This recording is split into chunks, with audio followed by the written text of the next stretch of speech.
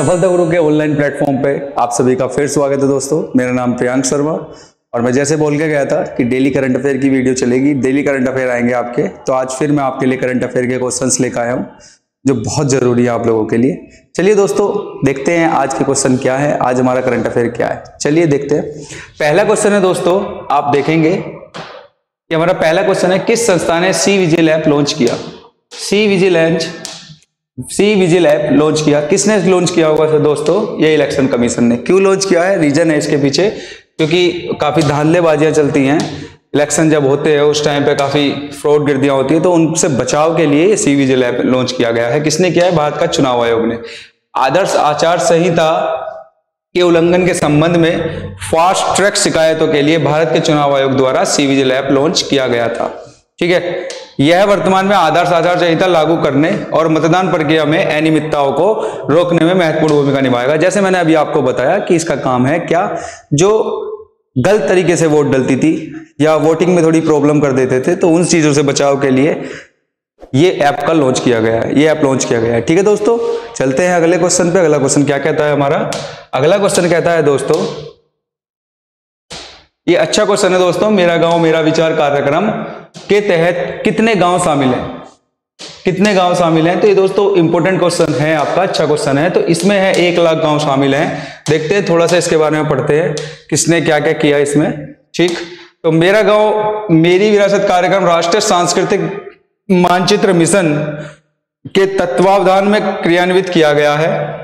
NMC पूरे भारत में कला, रूप कलाकारों और अन्य संसाधनों का एक व्यापक डेटाबेस विकसित करना चाहता है। इस कार्यक्रम के तहत 1 लाख से अधिक गांवों को कवर किया गया। इसका मतलब ये है दोस्तों जी, कुछ गांव ऐसे हैं, कुछ लोग बाग, कुछ नहीं ज्यादातर लोग बाग जो कला है ना, बहुत सारी कलाओं में निपुण होते हैं, तो उन लोगों के बारे में, उन गांवों के बारे में इस डाटाबेस के तहत क्या किया जाएगा? उन्हें जोड़ा जाएगा, उन्हें रखा जाएगा। ठीक है, और उनके लिए जो भी अच्छी सुविधाएं होंगी वो सुविधाएं प्रदान की जाएंगी।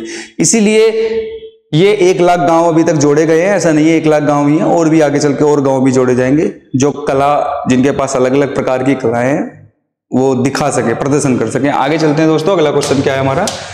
अगला क्वेश्चन कहता है, किस राज्य ने शिक्षा सेवा चयन आयोग स्थापित करने की घोषणा की है? तो दोस्तों कि किसने की होगी? ये की है उत्तर प्रदेश ने। उत्तर प्रदेश ने ये घोषणा की है। उत्तर प्रदेश की राजधानी आप सभी लोग जानते हैं कि लखनऊ उत्तर प्रदेश की राजधानी है। सीएम साहब के बारे में भी यहाँ पे जानते हैं, योगी आदित्यनाथ जी है। ठीक है, क्यों की है? इनका करने का रीजन ये रहा है दोस्तों, ताकि उत्तर प्रदेश में जितने भी सरकारी स्कूल हैं उनमें व्यवस्थाएं अच्छी हो सकें, टीचर अच्छे से पढ़ाएं, अच्छे से बच्चे पढ़ें। ठीक है, शिक्षा में अब उत्तर प्रदेश आगे बढ़ना चाह रहा है। वैसे तो आगे है ही, लेकिन और भी आगे बढ़ना चाह रहा है दोस्तों, तो इस वजह से ये लॉन्च किया गया है। आगे चलते हैं। अगला क्वेश्चन क्या हो सकता है दोस्तों? ये देखिए यहाँ पे लिखा हुआ भी है, क्या लिखा हुआ कि पात्रता परीक्षा यूपी टेट की परीक्षा आयोजित की जाए करने के लिए जिम्मेदार होगा। कौन जिम्मेदार होगा? यूपी शिक्षक। कौन? UP education service selection commission. मतलब इसका मतलब ये रहा है दोस्तों कि अभी क्या था, जैसे शिक्षकों की भर्ती आप लोगों ने सुना कि इसमें कितने धांधलेबाजी होती थी, इन धांधलेबाजियों को भी रोका जाएगा, क्योंकि शिक्षक अगर पढ़ाएंगे, शिक्षित शिक्षक अगर ये चीजें इस प्रकार की नौकरियों को लेंगे, तो हमारे एजुकेशन में कितना बदलाव आएगा, बहुत बदलाव आएगा। तो इसलिए ये मुहिम चलाई गई है दोस्तों। तो आगे चलते हैं। आगे क्वेश्चन क्या कहता है? आगे कहता है दोस्तों, क्वेश्चन कहता है, national mission on interdisciplinary cyber physical system किस केंद्रीय मंत्रालय से जुड़ा हुआ है? तो दोस्तों ये किस केंद्रीय मंत्रालय से जुड़ा हो सकता है? ये केंद्रीय मंत्रालय है ministry of science and technology. ठीक है, साइंस एंड टेक्नोलॉजी से जुड़ा हुआ है। इसके बारे में थोड़े तथ्य जान लेते हैं, क्या है इनके विचार। तो केंद्रीय मंत्रिमंडल द्वारा 5 साल की अवधि के लिए ये पहले स्टार्ट किया गया था 2017 में, और 2023, मतलब ये अब 2023 तक हो गया है।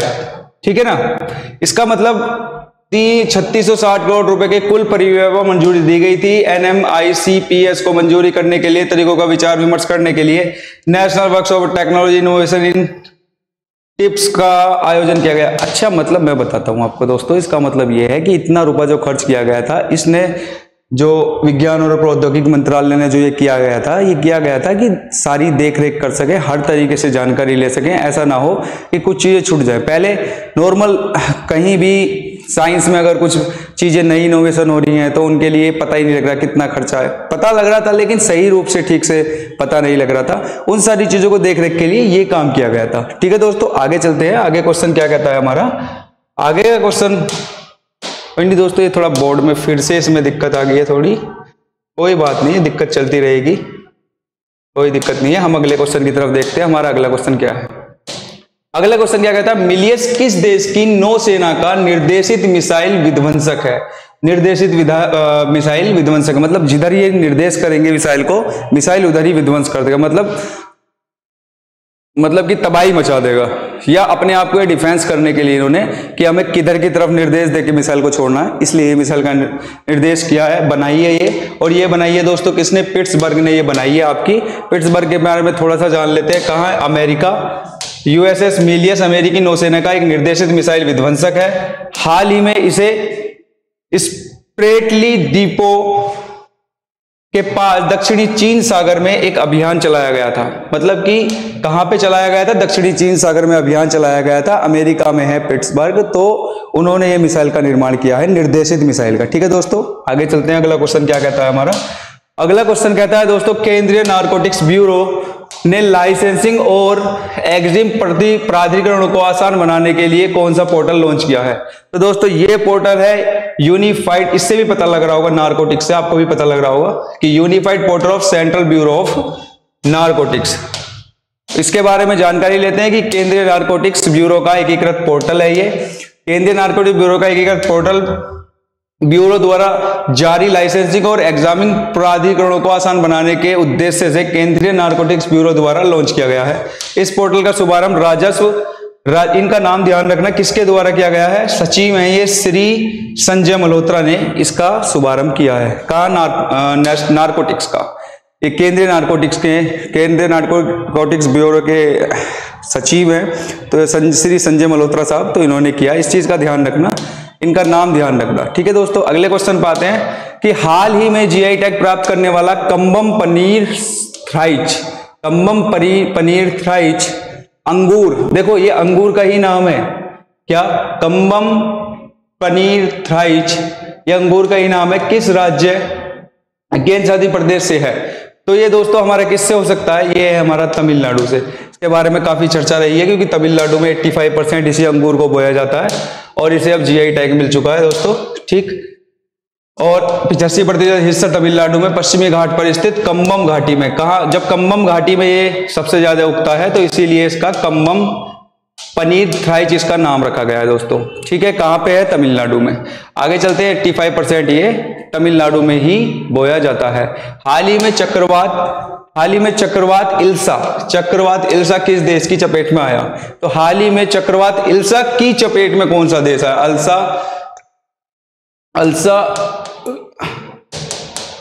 अल्सा की चपेट में, ये दोस्तों ठीक कर ले रहे थोड़ा सा, कौन सा देश आया।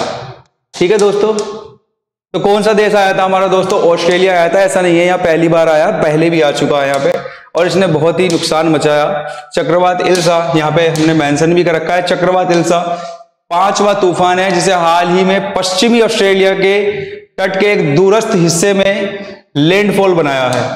ठीक है, इसकी तेज हवाओं की गति ने पिछले रिकॉर्ड तोड़ दिया, मतलब पहले भी आया हुआ था लेकिन इस बार और भी ज्यादा आया, और भी तेज आया। ठीक है, तो इसने सारे रिकॉर्ड तोड़ दिए अपने। तो आगे चलते हैं, अगला क्वेश्चन क्या कहता है हमारा दोस्तों। आज थोड़ा जल्दी जल्दी चल रहा है मामला, उसका भी रीजन है थोड़ा सा, ताकि आप जल्दी जल्दी कर ले, जल्दी जल्दी कवर अप कर ले, जल्दी जल्दी पढ़ ले। ठीक है, बुझी पुल, एक बार आप इन वीडियो को देख लें, लेक्चर को सुन ले, 10-15 मिनट कान में अपने लीड लगा के या कान में अपनी ईयरबड्स लगा के आराम से 10-15 मिनट सुन भी लेंगे तो भी ये आपके क्लियर हो जाएंगे, लर्न हो जाएंगे चीजें। मैंने कल आपको समझाया था कि क्या करना है, क्या नहीं करना, कैसे करना है, कि भाई सुनना है हमें, बस सुन लीजिए, आपका आधा काम, आधे से ज्यादा 80% काम तो वही हो जाएगा आपका सुनने में ही। एक बार सुन लेंगे 60% हो गया, दूसरी बार सुनेंगे फिर आपका 20% हो जाएगा और तीसरी बार सुनेंगे तो 95-90% हो ही जाएगा। और डेली जब इन चीजों को करते रहेंगे तो आपको ये चीजें याद रहेंगी। ठीक है, हम कुछ दिनों में करंट अफेयर की ऑनलाइन टेस्ट भी चालू करने वाले हैं, जिसमें हम आपसे क्वेश्चन आज दे दिया करेंगे और कल को हम आपसे क्वेश्चन पूछा करेंगे कि क्वेश्चन के आंसर क्या रहे थे। ठीक है दोस्तों, चलिए क्वेश्चन पे आते हैं। बूजी पुल बहुत नाम सुना होगा, अभी आपने चर्चा में रहा था। भारत द्वारा किस देश में बनाया गया था? मोजाम्बिक में बनाया गया था दोस्तों। बनाने के लिए हमारे विदेश मंत्री एस जयशंकर साहब के देखरेख में ये बनाया गया था पुल। और अभी एक पुल और बनने की बात चल रही है, लेकिन अभी हम इसी के बारे में बात करेंगे। मोजाम्बिक में बूजी ब्रिज का उद्घाटन केंद्रीय विदेश मंत्री एस जयशंकर साहब ने किया था, क्योंकि ये वहां पर गए थे, उस दौरे पे गए थे, तो वहां पे इनसे उद्घाटन करवाया गया था। उन्होंने विधानसभा अध्यक्ष एस पेरांग ब्यास के साथ भी बैठक की। बैठक क्यों की थी? कि भाई अब ऐसा ब्रिज ये 132 किलोमीटर का है, तो ऐसा ब्रिज और बनाना चाहिए एक और। तो इसके मोजाम्बिक में भारत द्वारा 132 किलोमीटर टिका बूजी नोवा सोफाला रोड परियोजना के हिस्से के रूप में बनाया गया था। ठीक है, ये जो पुल बनाया गया है पहले 132 किलोमीटर का है और आगे भी एक पुल और बनाया जाएगा। तो इसीलिए इन्होंने विचार किया था, बात की थी दोस्तों। थोड़ा सा इसमें दिक्कत आ गई है, कोई बात नहीं। देखते हैं अगला क्वेश्चन। कौन सा शहर global conference on compressed biogas का मेजबान है? तो कौन सा देश है दोस्तों? न्यू दिल्ली। अच्छा देखो, एक चीज और है दोस्तों, कभी कभी क्वेश्चन आ जाता है आपका सीएनजी गैस में क्या क्या होता है, आपका बायोगैस में क्या है। ठीक है, बायोगैस में आपका क्या है? तो सीएनजी गैस में आप देखेंगे ये ब्यूटेन और प्रोपेन का मिश्रण है। सीएनजी कह रहा हूं मैं दोस्तों, इसमें है मीथेन गैस, और बायोगैस में भी कौन सी गैस है आपकी? मीथेन। और अगर आप एलपीजी बोलते हैं कि एलपीजी गैस जो है, इसमें ये किस चीज गैस का मिश्रण है? तो ये प्रोपेन और ब्यूटेन का मिश्रण है। तो दोस्तों ये चीजें आप लोगों को याद होनी चाहिए, बहुत इंपॉर्टेंट है। आइए पढ़ते हैं, थोड़ा सा इसके बारे में जानकारी लेते हैं। क्या है? नई दिल्ली में मैंने आपको बता ही दिया, किया गया है बायोगैस का आयोजन नई दिल्ली में towards progressive policy framework for a robust CBG foundation and growth के द्वारा इसका निर्माण किया गया है, विषय के तहत किया गया है। ठीक है दोस्तों, कहां पर किया गया है? नई दिल्ली में। मैं आपको बता चुका हूं मीथेन गैस होती है, सीएनजी में भी मीथेन है, और अगर एलपीजी की बात करेंगे तो ब्यूटेन प्लस प्रोपेन, इनका मिश्रण होता है। ठीक है दोस्तों, आइए अगले क्वेश्चन देखते हैं। अगला क्वेश्चन हमारा क्या है? चलिए दोस्तों, हमारे यही सारे क्वेश्चन खत्म होते हैं। और दोस्तों मैं आप लोगों को फिर बोल रहा हूं, आप अगर इन वीडियो को सुनेंगे, सुनने से ही आपकी करंट अफेयर कंप्लीट हो जाएगी। करंट अफेयर के साथ साथ आपकी जीए भी कंप्लीट हो जाएगी दोस्तों। तो इस चीज को आप ट्राई भी कर सकते हैं। आप एक काम कीजिए, जितनी भी मेरी वीडियो अभी तक आई है करंट अफेयर की, उन सारी वीडियो को एक बार कान में लगाइए, रोज एक एक वीडियो देखिए बस।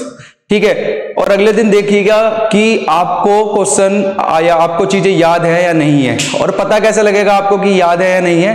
तो यहाँ पे मैं एक नई क्वेश्चनों की सीरीज चालू करूंगा। जितना भी मैं करंट अफेयर पढ़ा दिया करूंगा, उतने ही उनमें से ही क्वेश्चन बना के यहाँ पे डाल दिया करूंगा। तो आप उनमें से देख भी सकते हैं दोस्तों कि आपको कितने करंट अफेयर अभी तक लर्न है, कितने नहीं है। जीए से भी क्वेश्चन में डाल दिया करूंगा। ठीक है, तो वो सारा कवर अप करके आपका पता लग जाया करेगा अभी आप कहाँ स्टैंड कर रहे हैं। एग्जाम बहुत पास आने वाले हैं, और आपको पता है एसएससी ने अभी कितनी सारी वैकेंसियां निकाली हैं। तो इस बार हमें जॉब लेनी है, 100% लेनी है। इस चीज का ध्यान रखते हुए अपनी तैयारी करेंगे। ठीक है दोस्तों, तो दोस्तों चलो चलते हैं, फिर कल मिलते हैं अपने नए करंट अफेयर के क्वेश्चनों के साथ। बहुत बहुत धन्यवाद।